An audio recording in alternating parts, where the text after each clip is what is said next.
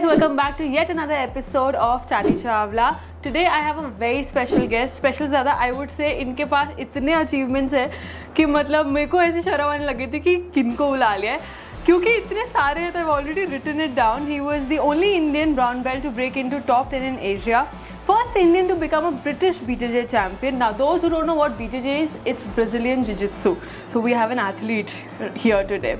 He was the first Indian to become ADCC Taiwan champion, silver medalist at AJB World Pro 2022 this year itself, and also UAE Pro World champion. He is 10 times Indian champion. People already know about him in the Jiu-Jitsu fraternity, and he's had an article covered by Hindustan Times already this year. I am very excited to introduce you to him. Let's welcome Mr. Siddharth Singh. Woohoo! Very happy to be here. Thank you for the lovely introduction. Thank you. जिनको नहीं पता, he's also my coach. I recently started learning Jiu-Jitsu, MMA, and he is my coach. And I really wanted you guys to meet him. So here it is. You can take over now. Thank you for the opportunity. It's a pleasure being here. We've known Arushi for the last couple of months, and she brings a unbelievable energy and a vibe to our training academy, and we are very lucky. मेरी तारीफ नहीं आज मेरी तारीफ नहीं होनी. आज आपके बारे में बात करेंगे. मेरे बारे में बात रोज होती रहती है. Okay. ठीक है. हमारे इस एपिसोड में, जैसा आप पिछले एपिसोड में देख चुके हैं और जिन्होंने नहीं देखा, please go and watch it. There are fun segments and we start the fun thing, making our guest prepare a lovely drink for the host. The first segment is called Host Your Dost. Since I'm your dost, you are going to host me. Definitely. Have you ever prepared a mocktail or a drink before? I have never done. I don't drink, number one. Okay. So generally I stay away from beverages, but since I'm here on the show, come so on, my wish is your command. Of course, yeah. Of course. Do you want to try it? Let's do it. We are back, and are you ready, Siddharth? I am born ready. Okay तो हमारे पास कुछ चीज़ें हैं यहाँ पे. We have some black paper, some lemon, mint, salt. जो भी चीज़ मेरे पास थी मैं यहाँ ले आई हूँ. Let's see if you can create a good drink and I am gonna score you on it. Okay, so let's put some Nibu in there. You're gonna put some mint in it. Some में देखा आपने कितना डाला है. ओके. Oh my god. Some mint in it. Some mint. What else do we have? We have salt. We're gonna put salt in it. I think ये सब कुछ डालने वाले हैं. जो आलसी लोग होते हैं ना कि जो कुछ पड़ा हुआ है सब डाल दो. So the drink you're making today is called the Jack of all trades. I'm inventing it right now. Okay, next, we're gonna put chaat masala. This better be good. I don't want to fall sick during the episode. Okay. We're gonna put some sex on the beach. Just a little bit, not much. Ooh, I like the color. Yeah. Are we going to mix these two? We're gonna be adding the cosmopolitan mix. Oh God, this is the second episode and people are getting dangerous day by day. Life's too short. बहुत not take dangerous chances. चीज बन रही है ऐसे लग रहा है. Next we have Oh no. what is known as. This better be good. We have to drink this. You have to drink this. You Next also have to drink this. There are we two have something glasses. called Orange Delight. So it's very good. You Please don't do get this. vitamin C. He's just gonna fill it till the brim. Can we get some ice? मुझे ऐसा लगता था ice सबसे पहले डलती है एक drink में, but This is Jack of all trades. So this for people who forgot. this really shows that you've never made a mocktail before. The way you were shaking it. Yeah. This is like a pro. Doing it like a pro now. Obviously, ladies first. Always, guys. For me to die first. That's what he means. It's a lovely pink Oh, the shade. color is nice. Lovely pink shade. Trust me, Guys, in nothing will be case left. you Nothing don't see a third episode, this is the reason. left. Okay, cheers. Cheers. Jack I'm of all gonna- trades, guys. Jack of all trades. Not bad. Really good. Not bad. Refill. Good. What's the moral of the story? First, you give me the score, and then I'll give you the moral of the story. I would score it an 8 on 10. But good. I think you're a tough scorer here. It's nice. Look, I'm refilling it, so it's good. Okay, Siddharth, very well done on your drink. Congratulations. Thank you so much. Passed the first test. Thank you. Now let's head on to some chat sessions. Chatty Chawla है, chat ना हो तो फिर मज़ा नहीं आएगा. जिन लोगों को जिजित्सु के बारे में नहीं पता, उनको समझाने के लिए would you like to explain? Sure. So I do combat sports. So combat sports मतलब anything fighting related. What are the main ways of fighting? Let me explain what are the main ways of fighting, and then I'll explain how jiu-jitsu fits in into the main. Fighting से मुझे तो सिर्फ याद है जब मेरा भाई मुझसे लड़ता था, एंड आई थिंक उस टाइम पे था या अभी भी? नहीं, physical combat fighting, and I think उस टाइम पे मैं ना जानते हुए भी जिजित्सु कर लेती थी. अच्छा.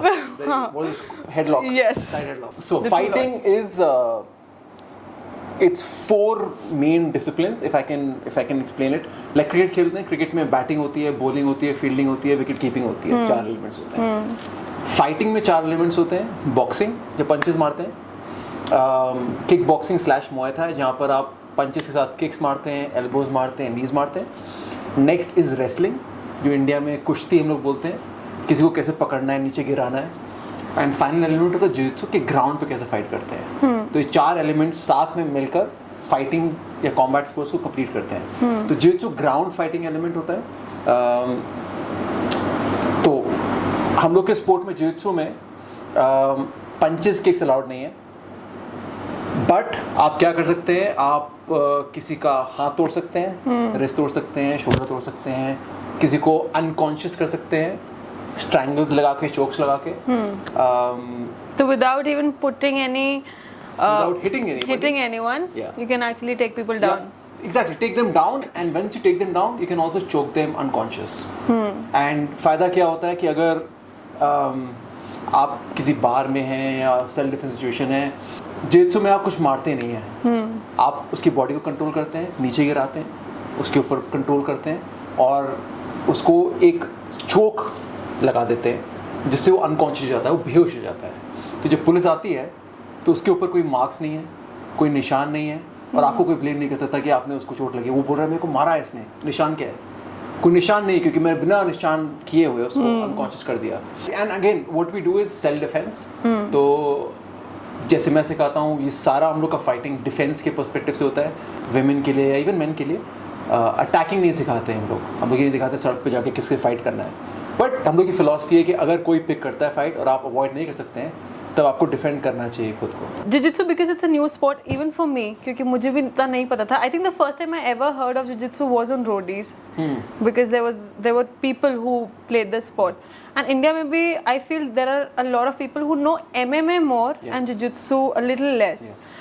What do you think is the standing of jiu-jitsu right now in India, and where do you see it going in, how do you see it growing?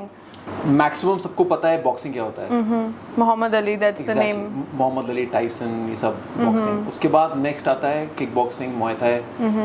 उसके बाद होता है MMA, उसके बाद होता है जिजित्सु. मेरी भी यही सेम था. मैंने शुरू किया बॉक्सिंग के साथ, फिर मैंने किक बॉक्सिंग सीखा, फिर मैं MMA करने लगा और लास्ट मैंने जिजित्सु सीखा.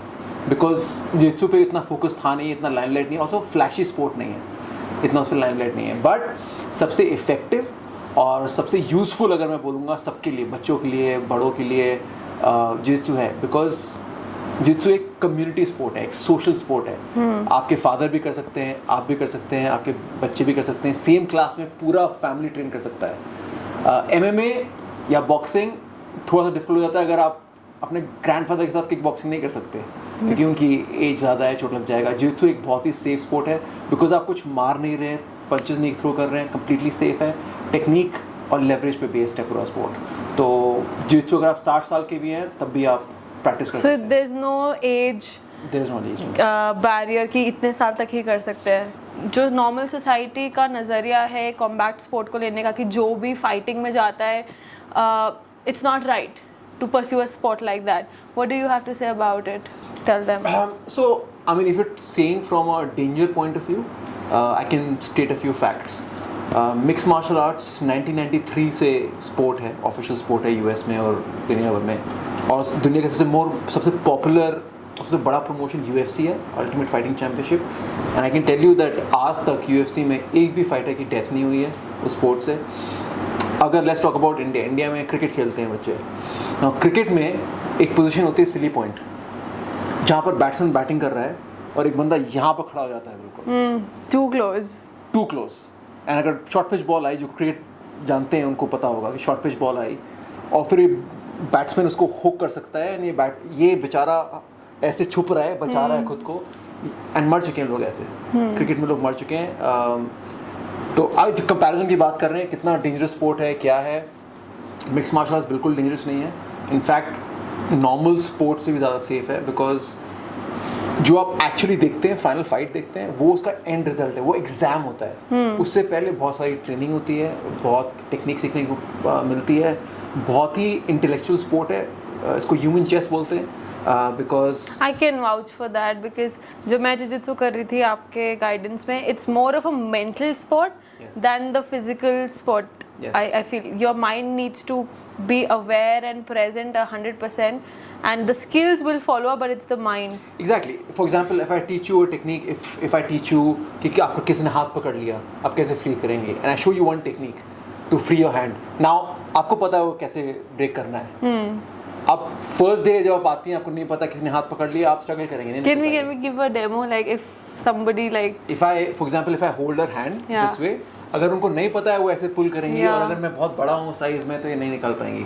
बट इनको अगर मैंने टेक्निक दिखा दी कैसे निकालते हैं, which she knows, I hope she knows. I think I know. Let's see if she knows. Exactly. She pulls it out, not technically 100% correct, but if she drops her elbow down to my wrist, it'll be easier to pull it out. Now she knows one technique. But now I have ways in which I can prevent this from happening.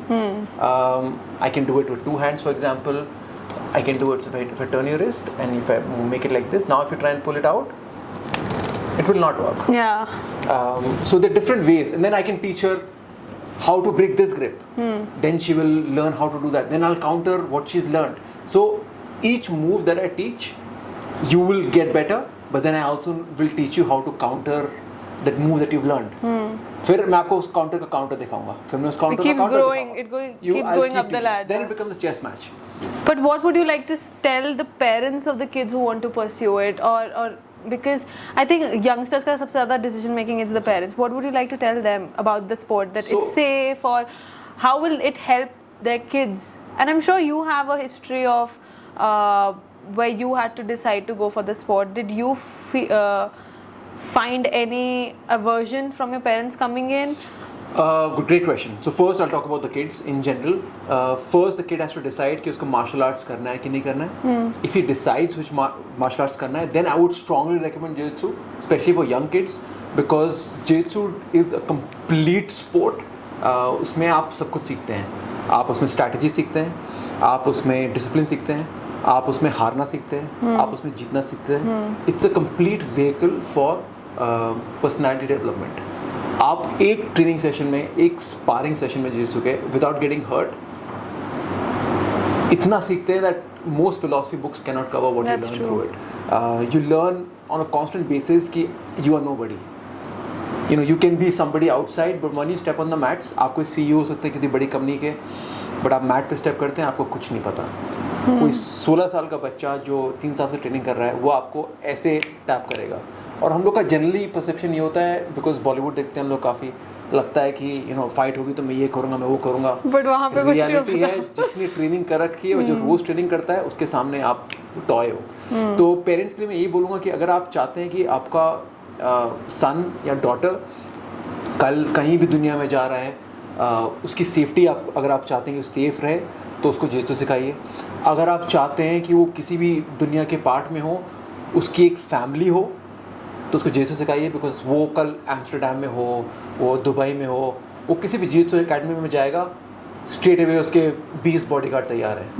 Because जिu-jitsu एक community है. आप शायद आपकी भाषा different हो, आपके तरीके अलग हो, रिलीजन अलग हो, बट मैट्स पे सब एक फैमिली होते हैं. और अब दुनिया में मैं तो हज़ारों अकेडमी में ट्रेन कर चुका हूँ. तो जब मुझे लोगों से मिलना होता है, मैं ट्रेनिंग के लिए जाता हूँ जिu-jitsu के लिए, वहाँ मुझे 20 लोग दोस्त मिल जाते हैं, चाहे हम लोग लैंग्वेज शेयर ना करते हो.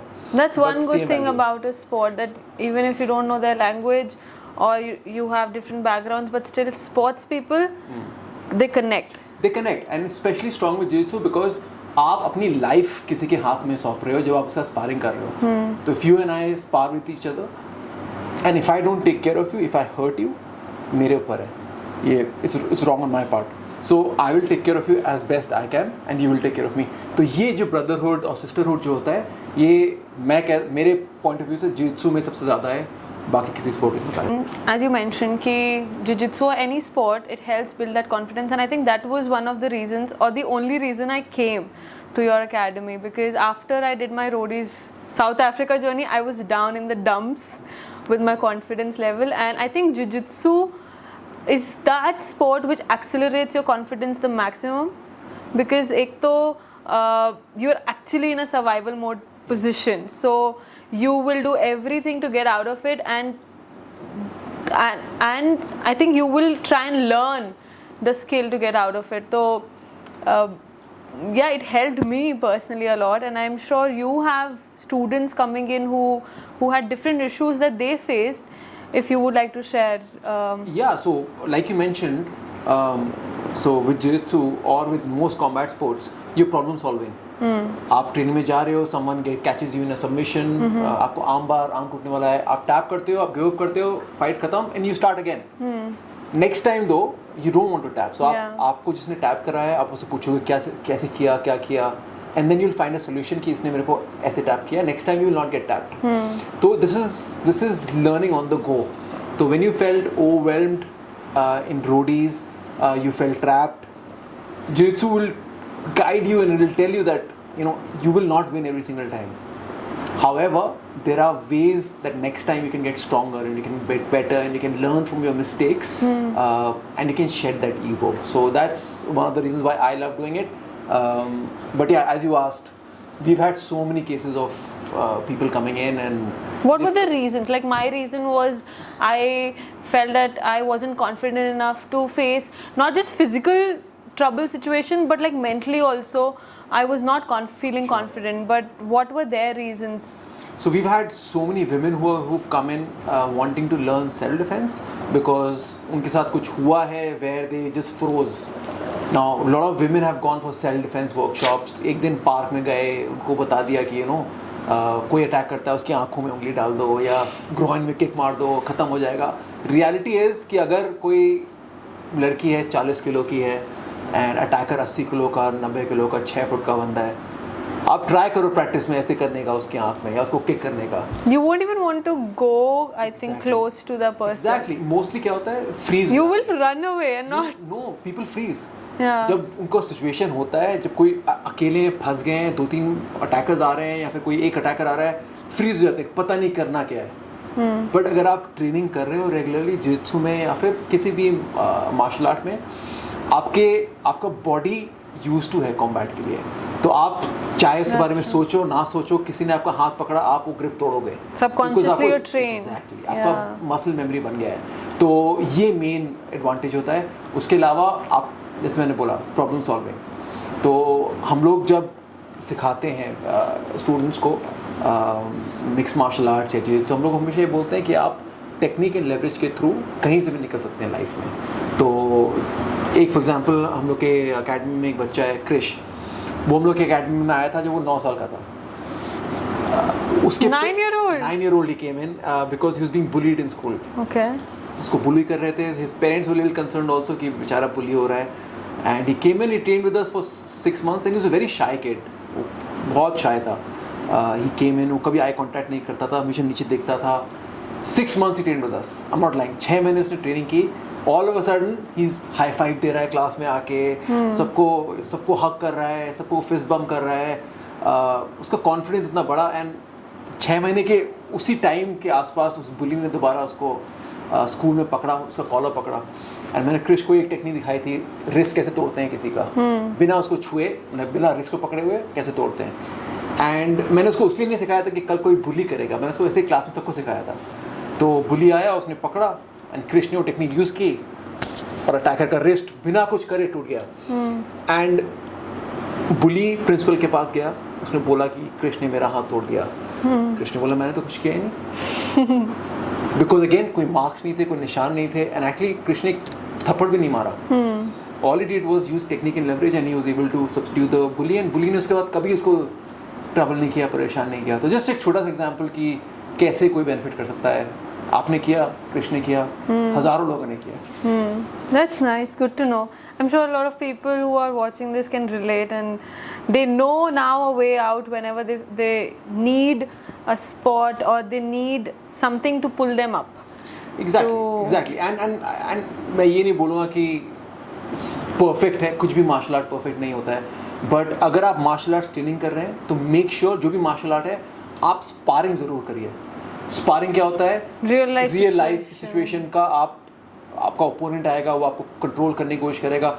अगर आप एक्चुअल स्पारिंग नहीं कर रहे तो आपको पता नहीं कि असली टेक्निक्स काम करेंगे ही नहीं करेंगे. काफी सारी ऐसी टेक्निक्स हैं जो दिखने में बहुत अच्छी लगती है कैमरा पे, इंस्टाग्राम पे रील्स में बहुत अच्छी लगती है, बट जब रियल लाइफ में वो होता है वो टेक्निक्स काम नहीं करती हैं. तो अब जो भी मार्शल आर्ट कर रहे हैं मैं रेकमेंड करूंगा जित्सु, बट आपको कोई भी करनी है आप करिए.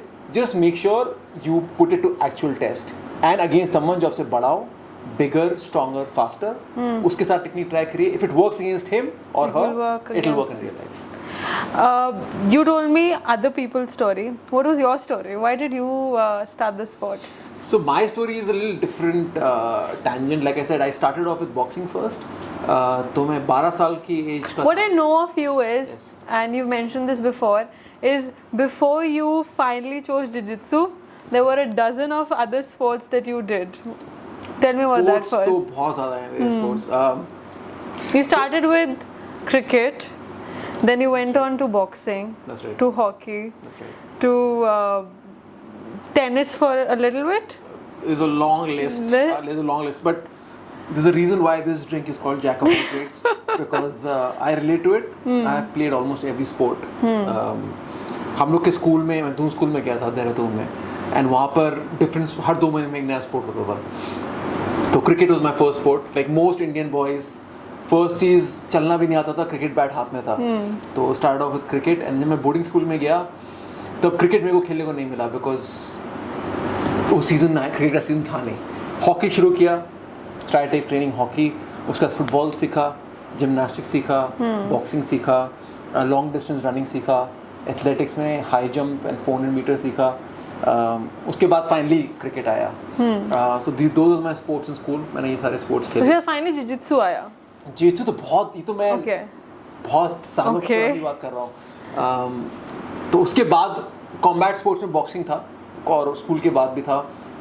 कॉलेज में नहीं कर पाया, बट पोस्ट ग्रेजुएशन के लिए जब मैं बाहर गया यूके में तो मैंने मुआय थाई शुरू किया जो बॉक्सिंग से रिलेटेड था, किक बॉक्सिंग. वहाँ पर फिर जिजित्सु मेरे को इंट्रोड्यूस किया गया. तो जिजित्सु बहुत लेट आया मेरी लाइफ में. लास्ट मार्शल आर्ट जो मैंने सीखनी शुरू की. How old were you when you started jiu-jitsu? I was 24.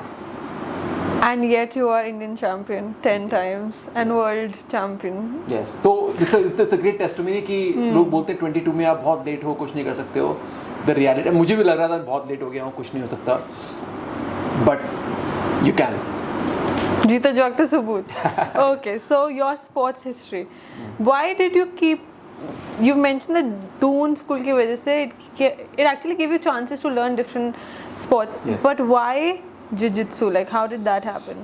It was boxing first. Okay. Boxing was my first love. And again, I'm a weird guy. Let's be honest. I'm a weird guy. I think everyone's weird. Everyone's weird in their own way, but I think I'm really weird. Okay. I like things which are difficult. I don't like doing things which are easy. It's a philosophy I've always lived by. And amongst all the sports that I played, boxing was the most difficult. हम लोग के school में boxing कैसे होती थी कि एक हम लोग का अरीना था जहाँ पूरा स्कूल बैठता था, ऑडिटोरियम टाइप का, साइड गोल था. I'm sure अभी जो सारे दून वाले स्टूडेंट्स हैं वो ऐसे याद कर रहे होंगे कि हाँ यार याद कर वो एरिया. सिर्फ बॉक्सर्स, बिकॉज बॉक्सिंग ऐसा स्पोर्ट था कि बीच में रिंग लगते थे, एक रिंग होती थी और पूरा स्कूल और सारे टीचर्स बैठ के देखते थे ग्लैडिएटर्स की तरह. Okay. तो मैंने सारे स्पोर्ट्स खेले, मैंने को बताया था, बट जितना नर्वस बॉक्सिंग में फील होता था कि स्टूडेंट्स भी हैं, फ्रेंड्स भी हैं, सीनियर्स भी हैं, जूनियर्स भी हैं, टीचर्स भी हैं, हेड मास्टर भी है, प्रिंसिपल भी है, सब देखते थे. और उतना डिफिकल्ट स्पोर्ट था because at the end of the day कोई आपको हिट कर रहा है and you have bruises कर रहा है and your ego is on the line. You don't want to lose because of your ego. Yeah. और मैं हारा, और मैं बहुत हारा.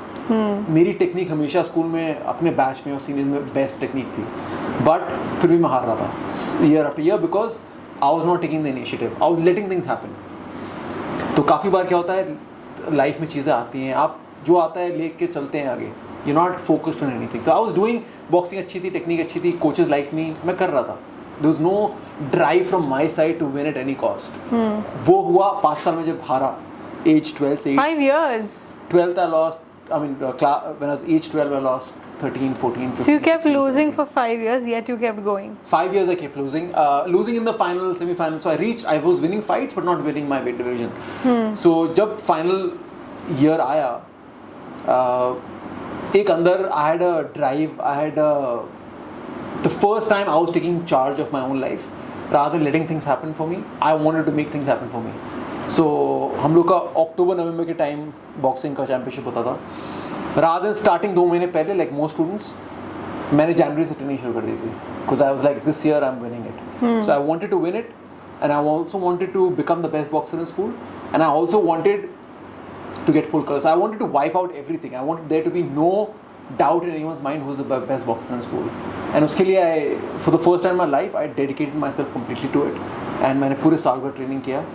And I won my weight class. I got full colors. I got most technical boxer in school. I won all the awards possible. So that was my journey into boxing. And then we were talking off camera about it. Jiu-jitsu के बारे में. But it's a combat sport. So I got so dedicated into boxing. I had so much passion for it. I had so much fire. 5 साल हारने के बाद जो fire अंदर हुआ था, I thought this win will satiate it. It never did. वो fire अंदर कभी बंद हुई नहीं. And I continued with kickboxing. I had so many fights in the UK. और फिर jiu-jitsu आया. It was a completely different puzzle. इतना complicated martial art. And I told you, I like things which are very complicated and difficult to solve. And people जो लोग बोलते हैं ये तो हो नहीं सकता. That's what attracted me to it. Everyone said ये तो बहुत मुश्किल है, नहीं हो पाएगा, बहुत दिमाग लगता है इसमें. That's what attracted me to it.